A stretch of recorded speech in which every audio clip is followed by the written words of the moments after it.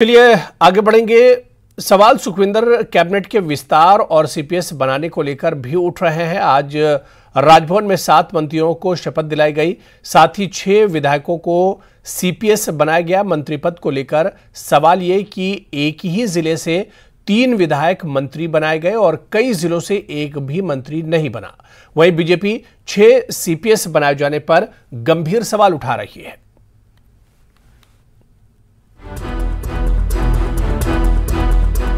मैं धनीराम शांडिल, मैं चंद्र कुमार, मैं हर्षवर्धन चौहान, आई जगत सिंह नेगी, मैं रोहित ठाकुर, मैं अनिरुद्ध सिंह, मैं विक्रमादित्य सिंह।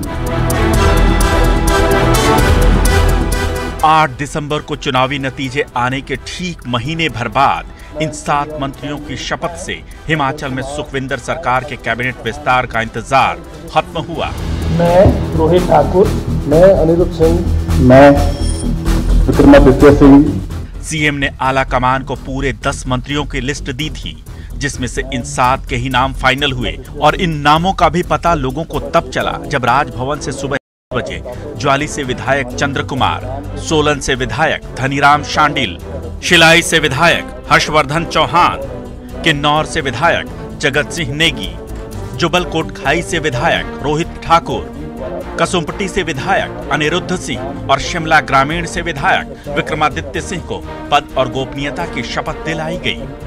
मैं धनीराम शांडिल, मैं चंद्र कुमार, आई हर्षवर्धन चौहान, आई जगत सिंह नेगी, मैं रोहित ठाकुर, मैं अनिरुद्ध सिंह, मैं विक्रमादित्य सिंह। थैंक यू भाई रणवीर। क्या कहना चाहेंगे? मैं को धन्यवाद करना चाहूँगा और अपने पार्टी हाईकमांड को धन्यवाद करना चाहूँगा जो उन्होंने हमारे को मंत्रिमंडल में शामिल किया। पूरी निष्ठा के साथ काम करेंगे और अगले 5 साल बाद रिपीट करेंगे।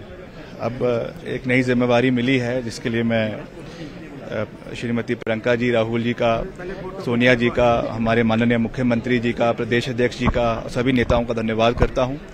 और आज जो जिम्मेवारी मिली है उसके मार्फत मैं ये कहना चाहूँगा कि जो भी आगे आने वाले समय में हमने प्रदेश की जनता के लिए कार्य करने हैं उसको हम पूरा करेंगे सुक्खू जी के नेतृत्व में और सारे चुनावी वादों को पूरा करेंगे। मंत्रियों में चंद्र कुमार और धनीराम शांडिल जैसे अनुभवी नेताओं को जगह मिली तो विक्रमादित्य सिंह जैसे युवा नेता भी हैं। सवाल इस बात पर उठ रहे हैं कि शिमला जिले के 3 विधायकों को मंत्री बनाया गया जबकि 5 जिले खाली हाथ रह गए, जिस पर सीएम ने कहा कि मंत्रियों का चयन मेरिट के आधार पर हुआ है।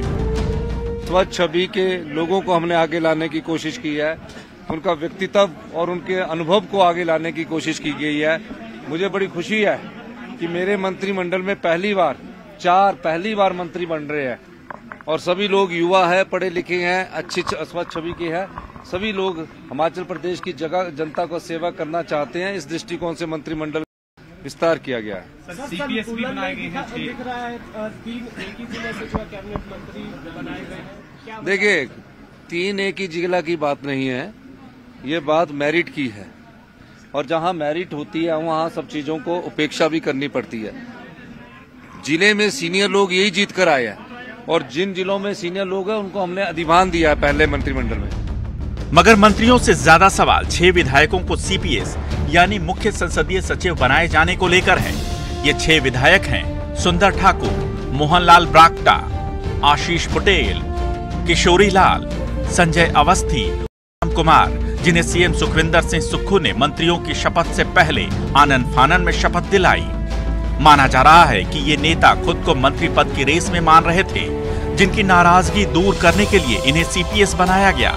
इस पर सवाल उठाते हुए बीजेपी का कहना है कि सरकार एक तरफ तो राज्य पर 75,000 करोड़ कर्ज का रोना रो रही है, वहीं दूसरी तरफ 6 विधायकों को सीपीएस बनाकर फिजूल खर्ची कर रही है। मुख्य संसदीय सचिवों को भी शपथ दिलाई गई।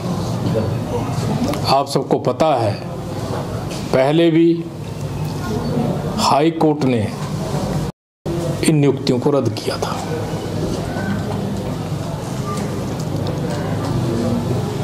एक तरफ तो प्रदेश की सरकार वित्तीय संस्थानों का रोना रो रही है और दूसरी तरफ भारी भरकम सीपीएस बनाना, प्रदेश के ऊपर बहुत बड़ा बोझ इससे डलेगा।